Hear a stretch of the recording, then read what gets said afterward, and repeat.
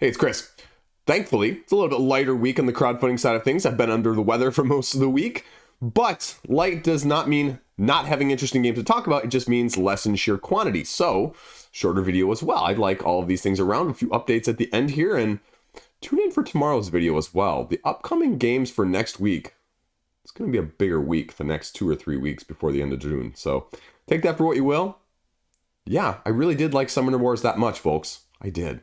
Check out that review from yesterday. Otherwise, let's do this. So what do we got first up? Well, AEG. I mean, we knew this was coming. The quadrology, the 4 games with 4 expansions. And $180,000, you're going to look at me and say, well, Chris, that's not doing well. It's only got $180,000, folks. Most of these expansions are $15 or $19. So if you look at it from the $15 to $19 standpoint, that's really freaking good. And you know why? I was expecting to pull this page up and be like, nah, easy pass, get it at retail, right? That's what you're looking at. That's what your mindset may have been as well. I was there. I was there with you. I'll be completely transparent with that. And I've already said that I want the War Chest expansion. I want Space-Based Genesis, right? And why it's getting this much money is because they've actually priced this relatively well. Even someone like myself who looks at this and literally breaks down the math sometimes to say, okay, how much am I saving? I'm going to pinch pennies here and there, right? Like, it's a little bit of a tighter thing.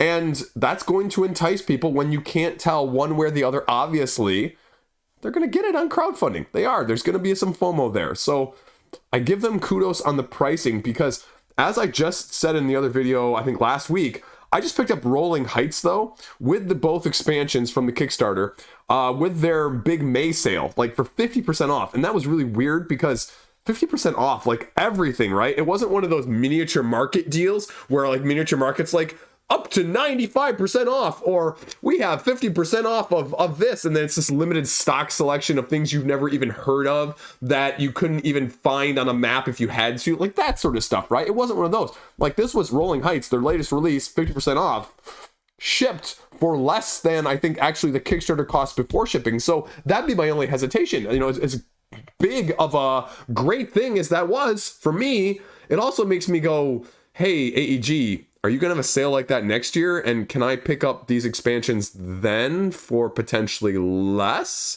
Because also the shipping on this one isn't until 2024.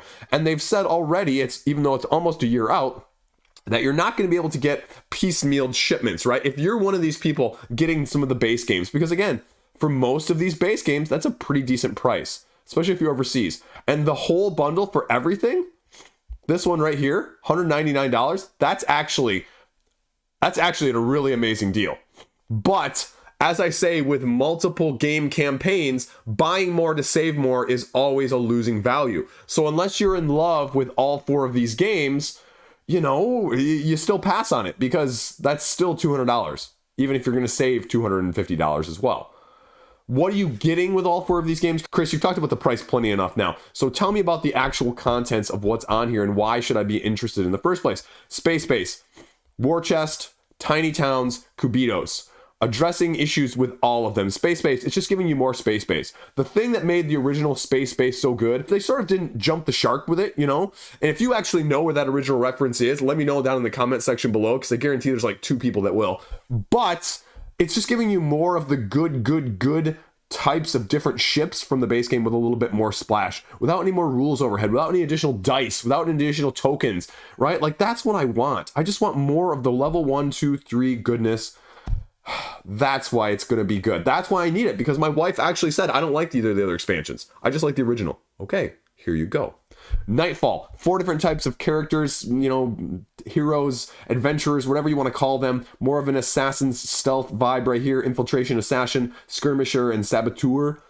Again, awesome. Love War Chest. Gonna have a review out sometime in the next 6 months. Haha, just kidding. Architects, adding more of the 8 different types of buildings, more monuments as well. A monument that moves apparently in addition, as well as a mini tiny town board. I had to say that one twice. But you're also getting a dry erase and some deluxeification. So if you want to sticker your pieces, I stickered Jerusalem over here. That was a labor of not love, I'll tell you that. So if you want more tiny towns, there you go. And then cubitos. For the 5th and 6th player expansion that people have been demanding or interested in for a while since it came out, here you go.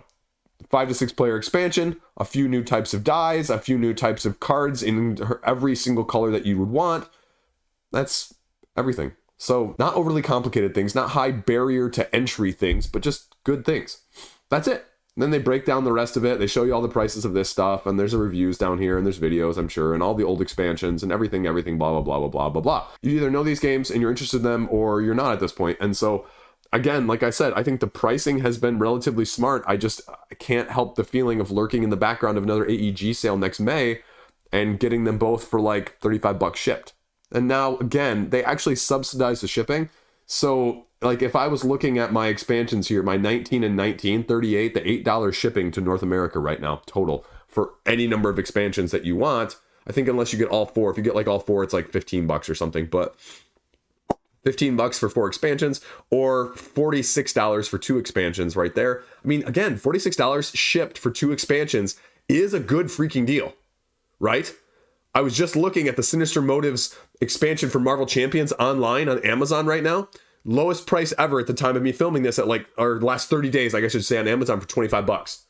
Like, even if I buy 2 of those, that's still more than what this would be. Anyway, so there you go. There's AEG and why they're doing so well so far. Next up, Sanssouci. Yeah, actually, there is a pronunciation guide at the very end of the rulebook if you read the rulebook. Now, this is a new rulebook of an old game. They've remastered it, and now it's coming over to North America.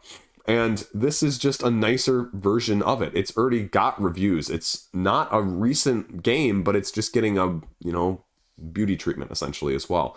Dice Tower gave their seal. You're going to get the advanced copies. You're going to have $6 shipping. So $6 shipping, $46 again, $46. It's not bad. That's why you're seeing it fund. So I'm not surprised. It's just, I sort of was reading through the Board Game Geek comments and the criticisms of this game, and it was sort of like this game was fine, right? If you know what I'm saying there. It was fine. It was fine. It was fine. Nothing outstanding, very solid game, but really the moniker of I wouldn't play it over other things though at the same time, and that's the problem, right? It has to be better than just fine. And again, I don't have any judgment or personal opinion on this one. I have never played this game. I don't know. Essentially, at the beginning of each round, you have 2 cards in your hand. Those cards are going to determine what style, color, or shape of the tiles that you can take. And so then you have to take them and you have to match them in sort of a grid that you have. And you're filling in your grid trying to connect areas of your garden. And how well you do then allows you to move the nobles that are sitting at the top. You can very vaguely see them at the top here, down across the paths to score them on every turn. And this is also offering 2 different modular expansions as well. One is going to give you a secondary bonus board, and one is going to be a wild boar walking through your gardens. And you basically have to wall off the boar because otherwise, if the boar doesn't get walled off by the end, you like lose points based on the number of tiles that like he's still able to wander through. So yeah, I mean, it's been around. It's not any different gameplay wise, really, except for the modularity, I think, from that aspect. So that's really what you need to be aware of. Do you want it? Go get it. Not a whole lot of stretch goals. I wouldn't expect them to be, but it's a relatively decent price point. Again, sort of bordering on, will you save $3 or $5 or will you lose $3 or $5? I wouldn't be surprised either way. You know what? It is what it is. So, yeah, wow. Greece, China, and USA really get the good cost of shipping there. Everyone else, sorry guys. So yeah, maybe if you're European Union, this is definitely cost prohibitive. Then that's definitely gonna be more. So, although I think this is more widely available elsewhere in the world already in the first place, because their whole like slogan up here at the top is coming to the USA finally. So everyone else outside is probably like, oh, Americans late to the party again. Ain't that the truth? Stroganov gets an expansion from Game Brewer, and this is an interesting test because we're going to see how people feel, right? When I covered this last week in the upcoming video, I went through the Board Game Geek forums. I was familiar with some of the grumblings of the original Stroganov and how the component quality was not what was promised. And so they've said that you're going to be able to get this big box that's going to come up with a lot of those deluxifications that you should have gotten around the first time or that were promised or being unable to be delivered. And they actually do a mea culpa right here, right? And so I give them a lot of kudos for throwing this not only on the page, right?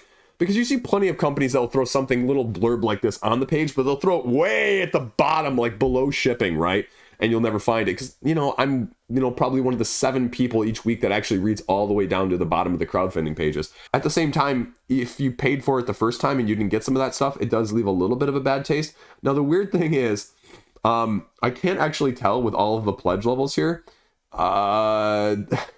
Is the expansion actually included in the big box? Because I don't get the fact that it is. So there's not really a pledge level for the expansion and the big box. There's the expansion, the big box, and then the big you're deluxeified for completely new backers. It's kind of weird that, and this includes the expansion here. It's very detailed in saying that this one includes the expansion. This one does not say anything in the description about including the expansion. So realistically, if you want the upgrades and the new expansion, you're going to be paying $70 plus shipping, which is pretty expensive considering for 50 extra bucks, you can get everything new and all matching. Although it says it's all going to be matching anyway. So I guess the real question is, does your copy feel like it's worth $50 right now? Can you buy Stroganov online right now for less than $50?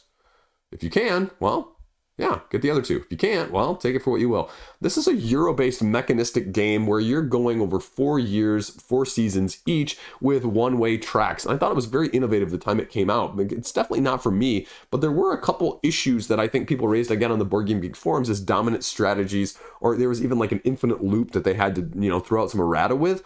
And so what this expansion is offering you is it's offering you a couple of modules in order to, I'm gonna guess, ramify a few of those consequences that were put out. The first one, the ever popular, horribly underrated animal, chipmunks, right? If you had chipmunks on your bingo card, take a drink and I'll send you a game. Next up, you have a hunting plan. Again, giving you a different track based on your hunts to get discounts of certain things as you go along. And then new landscape tiles that are not only going to be able to be used. Now, the third module here, landscape tiles, offering you a 5th type of terrain for the set collection mechanic. They are also double-sided. 4th here, diplomacy, last but not least, and terrain allows to be changed. And so, again, I'm hoping for all you Stroganov junkies out there that this is going to offer a little bit of ramifications and a little bit of variability that messes with the formula of the first one in a good way.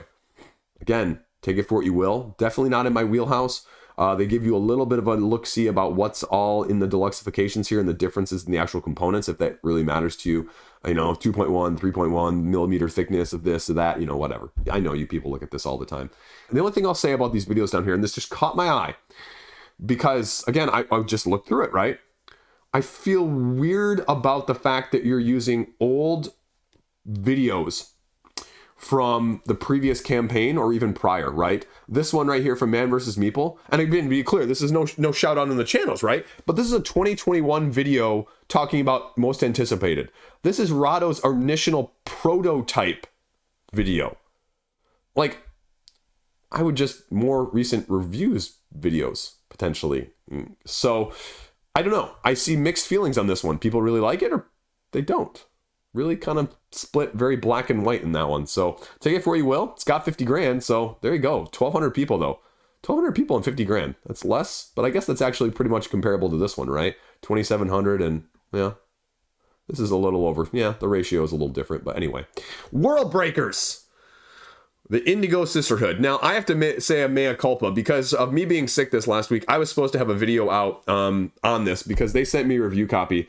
And again, just like the Summoner Wars video from earlier this week, I love me some 2-player duelers. And this one is a little bit unique as well. Let's talk you through a little bit of what you need to know because, again, small indie publisher, 15 grand. 15 grand is great, folks. Again, I always say 15 grand more than I'm ever going to raise on crowdfunding. 30 minutes a game. You have these teams, these factions that you're going to be going head to head. And the new stuff here is the Star and the Moon guilds that you're going to be playing through. Now, there's also solo mode, though. Now, this is a really clever little small box game, and I've had a couple of these recently, and I've been debating about whether or not to put them in one big video, so I can talk about 3 or 4 of these all together, or if I should do them singly. Let me know in the comment section down below which you'd prefer, because I think they deserve a lot of attention, and so that's why I'm really happy to see, right before, or right around the time I actually asked for the review copy, we were in contact, this came out, and so they gave their endorsement for this as well. So if you don't listen to anything I say and don't like my recommendations, yeah. It's tense. It's got a different dynamic. You've got followers, you've got events, and you've got locations that you're going to be playing. And you've got seven different actions on your turn that you're taking in a round, but you get like 4 to 5 turns per round depending on the round. And so it goes back and forth, and you get one action, one action, one action, one action, one action. And so you're trying to react to what the other person is doing, but also if you run out of your deck, that's also an issue. It's one of those, again, like Summoner Wars, a very unique situation where the deck does not get reshuffled. Once it's gone, it's gone. And you're trying to get up to 10 power in this game, and if you're the first one to get to 10 power, you win. If you attack the other person and they can't block it, you get a power. If you run out of cards, then when you're supposed to draw at the end of every turn, they get a power. So things like that are incentivized you to keep the tension there. And so I like it from that aspect already. Spoilers. Is it going to be something different? Yeah, I mean, I'd say just by the nature of it, is it going to be the most complex? No, because you've got pre-constructed, but you've also got the ability to construct it as well. It's an indie developer. It's an indie publisher. I don't think you're going to be able to find this one widely on the retail market. Now, you're going to argue with me that, Chris, yeah, these exclusives, oversized cards, and little tokens. Yeah, I mean, I agree. They're not necessary. I agree that you may not be incentivized, but I also will say that when was the last time you saw this one on a retail shop? If you have any hesitations from that aspect of things, go over to Board Game Oracle here for a second. Oh, Board Game Oracle, none. So if you want it, you go support it, folks. This Wizards of Grimoire, which has also got a review filmed, Resist, which we'll talk about here in a second, actually, coincidentally. Things like that are, for the most part, Resist actually is kind of the reverse of that. But I've got another one here, Ataria. I mean, again, like not wide retail. If you want to get these, you got to get them, even if the price point isn't, like the best price point. I'll put this out there. If you want this game, you need to go and support it now. This is an indie publisher. If you go over to Board Game Oracle, like I did in the middle of filming this, right, there's nowhere to buy it online right now. Yeah, maybe you'll find 1 or 2 remote places that back to the first time around, or remote people selling it on Board Game Geek. But if you want it and you want to guarantee a copy, yeah, I mean, this is the way you go. This is also how you support the publisher. I said earlier last week as well, supporting publisher at retail, supporting publisher on crowdfunding, they're both equally good. Well, if it's not at retail, the only way you can support them is on crowdfunding. Maybe they sell through their own shop later down the line. Okay, great. But I guarantee you, as we've seen, people who sell through their own shop, it's always going to be higher than crowdfunding. So you may not be totally happy, quote unquote, with this price. You may not be happy with the exclusives because they're not putting extra gameplay content in there. But the bottom line is, yeah, you have plenty of cards. You can pre-construct your decks. You can mix and match if you want. But $25, there you go. Check it out. Support them if you want. Tell them Liege sent you. There you go. Next up, Witchcraft. Speaking of Resist and games that needed a little bit extra attention previously, this one has not needed it yet, which is really interesting though, because I don't think this one is getting the hype. I think this one was on Kickstarter. I think this would be 2 or 3 times the funding. I'll say that because there's enough acclaim on this page, which is always weird. Solo people, you clamor for solo only games. You clamor for them. One of the best ones to come out on the market the last year or two is Resist behind me. My review also should be out in the next whenever I get to editing it. But when you support them, there's only 700 of you. Some of these videos that are going to have quotes and stuff down here are like primarily solo channels. So like, where are you people? Like, I know there's like 20 or 30,000 of you soloers. So this is Witchcraft. This looks better to me than Resist. Spoilers, like Resist, I think it's a great game, but it's a great game, not for me. This one actually looks to be more appealing. I just like this theme more as well, too, right? Like, oh, here you go. Whole bunch of people that know a whole lot more about solo stuff than I do, all loving it. You can read those quotes if you go over to the campaign page after this. Yeah, it's a small publisher. Now, 25th Century Games was the one who sent me Resist, and so I wonder if Salt and Pepper Games is going to be working with them again to get something out in 2024. Solo-driven card play, dynamic card play, because all of your cards are essentially two-sided. And what this means is you have a lesser power and basically a greater power, hidden and revealed. Hidden, you get to play, it's a lesser power. You get to keep it, though. It gets reshuffled back into your deck that you can draw. Revealed, much stronger, much more useful. One-time use, gone. You have a very limited supply of your cards at the beginning of the game that you choose. Now, this is the interesting point. You can either just randomly take them or you can draft them. That's probably the biggest issue. You really have to be a drafter to get the full value of this or Resist, because otherwise just the random combination of these cards is not going to entice you that much.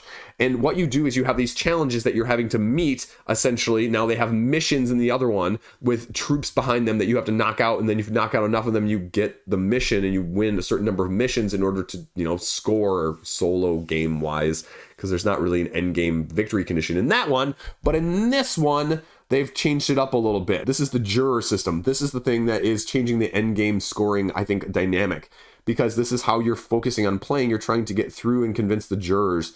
3 jurors at a time for all of the games. Choose them how you may. You have witch families that are going to be probably, I'm going to guess, synergistic, and then familiars that you're going to be able to win over as challenge cards eventually to assist you. So I like the challenge cards. I like this end victory scoring here with the persuasion a little bit better already.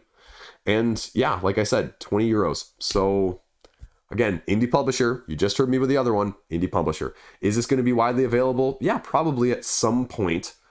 You know, but I think that was the thing with Resist. The timing between when Resist was available at retail, which is like now, and when people had it originally, I mean, you're talking a good month's time frame. I say that multiple months, not like a month. So does that matter to you? Probably not. Is the shipping going to be halfway decent? Yeah, I mean, if you're a solo person, you go check this one out. So there's plenty of people, again, who know more about solo stuff on this page than me at all. So scenario book, just like Resist, scenarios that you can run yourself through, sort of a puzzle situation. That shipping is a little bit expensive for USA and Canada. Wow. So that'd be, I guess, the biggest issue right there, right? Because you're looking at probably $40 for this solo game, which again, comparatively speaking, it's one of the best ones out there. And that's more expensive than, say, I was just looking at my latest update for 20 Strong from Chip Theory. So it's less than that too. So take that for what you will. There you go. Now, speaking of 25th Century Games, Roll on the Range here. Their latest coming to crowdfunding, print and play, $5, $1,800 almost the time of me filming this. Very light, very animal friendly, filling in, fencing your animals, trying to create pens, upgrading your buildings along the way. You basically have this nice little mechanism here. This is the most intriguing thing based on the rules. And so what you do is you roll a pool of dice depending on the number of players. You roll the dice and you allocate them in order from lowest to highest, right? But you'll notice that this blue card up here doesn't actually have a number of die on it. So then when you go around afterwards, you get to draft the dice from the animals or from the spots on there that you may want. And so then you draw them onto your board accordingly, the rules, whatever. But the interesting thing here is that then this card actually gets slotted all the way back down here into the front, so it is guaranteed next round to be there. And because there are only so many cards and so many die combinations, I mean, you may have all of them on one turn, you may only have a couple. And so that's the interesting catch right there. Otherwise, $5, here you go, you invest it into upgrades, bonus points from goals, rulebooks right there. It's everything you need to know. So, yeah. All right. There you go.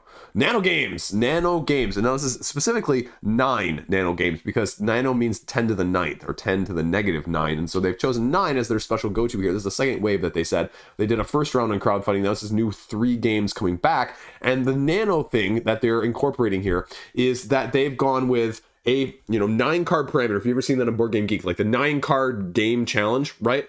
Like Button Shy-esque variety, only half.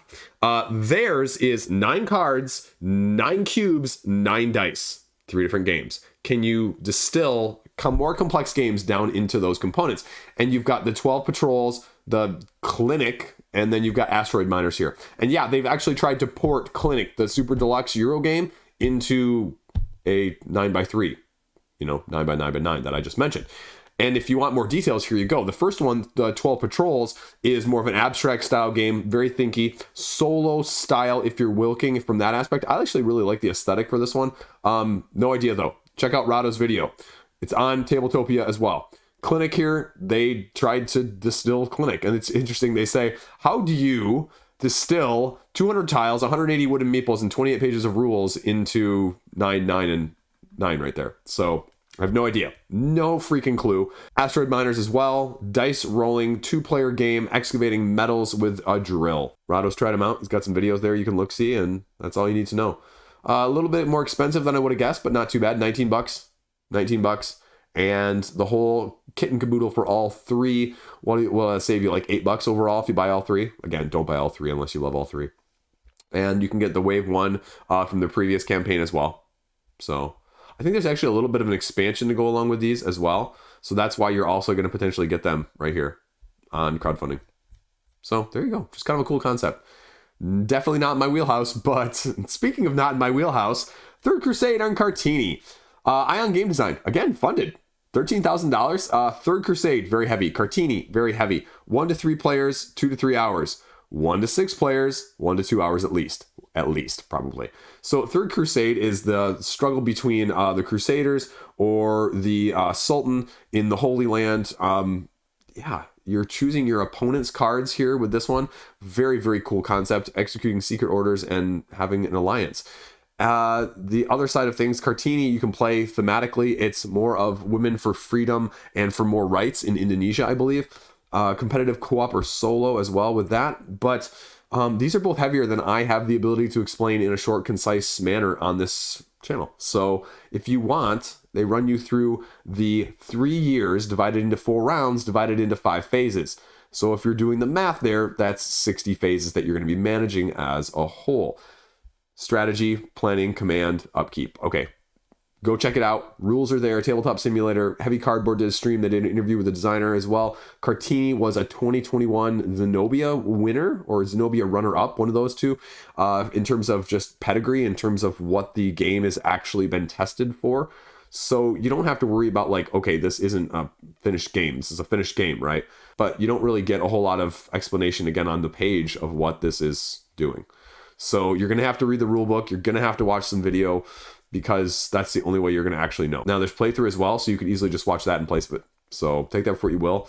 Shipping is whatever, 20 to 25 euros. Okay. Swedish company, Ion Game Design. So take that for what you will. Expensive though. That's going to be expensive. That's an $80 or $90 game each. Ooh, that's going to be $100 plus for Third Crusade.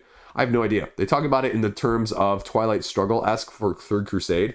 But either way, I know that these are probably too thinky and too heavy for me overall, but I highlight them because I like talking about them anyway. Now, shout out to this one, special mention because I saw it on Facebook and one of the designers was in one of the groups and he mentioned it. And so I had to check it out because, you know, this one actually, it's going to surprise you. Sleeper pick of the week here, Cartref as a 1 to 3, but potentially mainly a 2-player Magic the Gathering, self-described, meets Suburbia. Now, I'm including this one specifically, not because it's got only $1,400, not because it's a print and play, but because this one also won the 2023 print and play on Board Game Geek. And not just the best overall one, the best overall, art, theme, rule book, best date night, best gateway, right? And you know what? I don't know how many were submitted, but that's still impressive. I love the 33 to 53, by the way, because you actually need 53 gold in order to win. But essentially what you're doing in this print to play is you're putting down karma on each of the buildings as you invoke. That's the name for utilizing the powers that are on them. But when you can utilize which ones and what they're next to is going to make a big difference as your Suburbia building. You have the different building permits here that you're going to be laying down as one of your main actions next to other buildings. And as you're laying them down, you're then going to be able to invoke all of the adjacent ones here that are next to it. Meaning using ones that have the little goblin, the green goblin one there. Green goblin, see what I did there? See what they did there? Achieve. You can get the mandate, the objectives that you have already completed based on the buildings that you've built. Or you can impel one of the gnome properties, you can utilize those. Purify, it allows you to get those karma that you're placing off, because once you place one of these on there, it can't be used by anybody. It adds its ability again.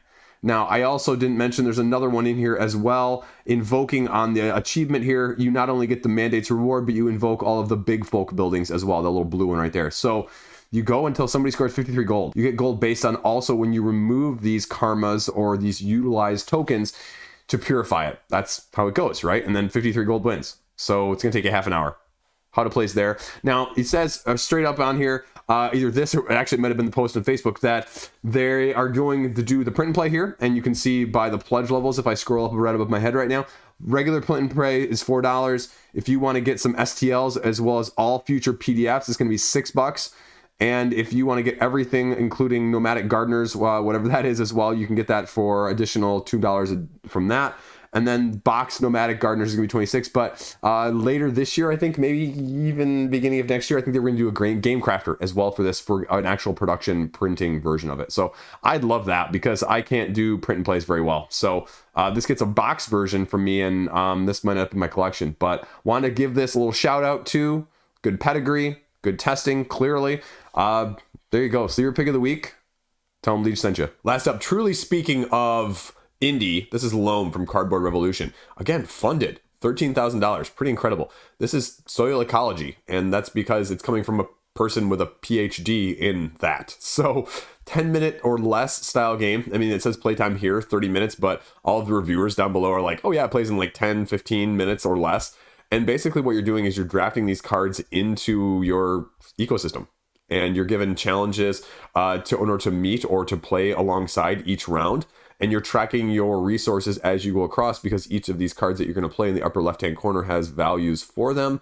And then the lower left-hand corner also has these symbols that can potentially match what you're trying to match over here to get the additional benefit. And so 1 to 4 players, quick. So do you like that sort of thing? It's truly indie, folks. If you want it, I mean, it's going to be a little more expensive though. Stretch goals here, a couple little solo campaigns and multiplayer in the real world climate. But let's see what the price point. It was a little more expensive than I thought. Again, $40 plus whatever the shipping is going to be as well. So yeah, it's going to be $50. You want a light style game, you want an indie supported publisher, you want an indie supported publisher to grow. That's what you look at this one for. Personally, I don't like bugs. So it's a pass for me. But people seem relatively happy with it. Check out 1 or 2 of the videos as well as the rulebook.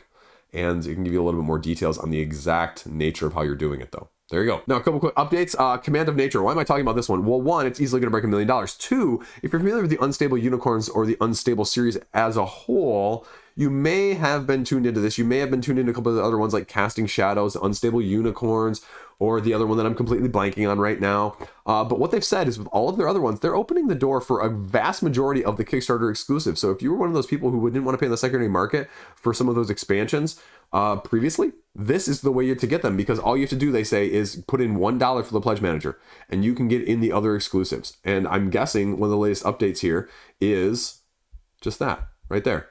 Boom. All of the stuff. There you go. Here to Slay. That's what it was. I couldn't think of it. But the 2 expansions that were exclusive with it, you want the whole kit and caboodle there for $25. So if you're missing any of that stuff, any of the acrylics, the playmats, all of this stuff for all of their other ones, you can check out as well. So interesting little update there. Very interesting that they went and did it. I wasn't expecting them to, but they did. So kudos. Now, the only other update I'm really going to talk about today, I thought I was going to do a couple extra, but you know what? We'll just leave it at this, is Godsgrave. Godsgrave, this is a lot of money. And I just wonder, because it's only sitting at about like $230,000 at the time you're filming this, is it stagnated a little bit just because I think this is a saturation. I mean, I love their systems, but they're so similar at the same time. That's probably the downside of this app-based system, that, you know, you're going to pick one or the other. You may not like all 3. And so your market isn't as wide in that sense. And here's the other thing, right? Like, look at all of these add-ons. Stretch goals, fine. Expansion, expansion, expansion, expansion, upgrade, deluxification, upgrade, deluxification. Again, not a problem. But there's a lot more of that nowadays too. And so, especially when you look at the price for some of this stuff, right? Okay, metal tokens, metal coins, sure. Individual character pack though, €15. That's a lot of money. It's a lot of money for an individual character. That's what I have to say. The stretch goals probably make it more than worthwhile though, with all of this stuff. You slowly runs you through all the extras that they're adding. So like the other campaigns, if you're interested, you're better off getting a better deal now. So there you go. That's all I have to say about it. And we'll kind of go from there. We'll see where it ends up. So my nose is still stuffed up a bunch. I'm still not feeling fully like a human being, but you know what? There you go. I have the weekend off, thankfully, just to recover. And my kid has soccer practice tryouts and then soccer tryouts next week. We missed the first one because mom and dad screwed up. Like they have just the practice, I think, which is just basically going to run them through like what they want to test them on, I think. I don't know. The first one tonight. But we missed the first one because mom and dad just weren't paying attention. We thought it was next week, not this week.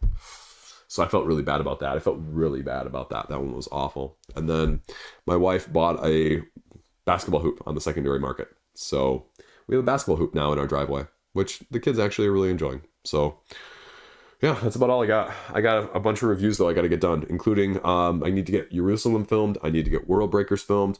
I've got 1 or 2 other things on the counter that need to get done as well. Because why would they be sitting here? Because I still need to go play them more. Because then I can actually talk about them. Too much things to talk about, not enough time ever. So there you go. I think I'm going to do, whether or not I do Jerusalem separately, which I think I will.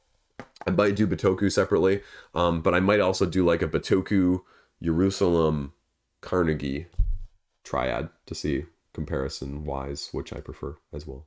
I don't know. I'm rambling at this point. Got a couple awesome abstract-looking games too. I bought one retail. I bought one retail. It was pretty expensive because it came over from, I don't know, Europe. It was an expensive one though. It was worth it though. So take that for what you will. I don't know. I'm rambling here. This is what I get for being sick. You get the odd rambles, not even the good rambles anymore nowadays.